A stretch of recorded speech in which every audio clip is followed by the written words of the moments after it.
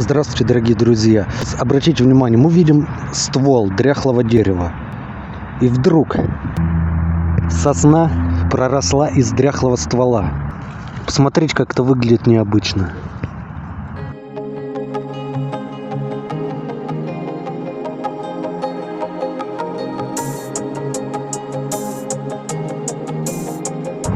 Однозначно, природа всегда побеждает.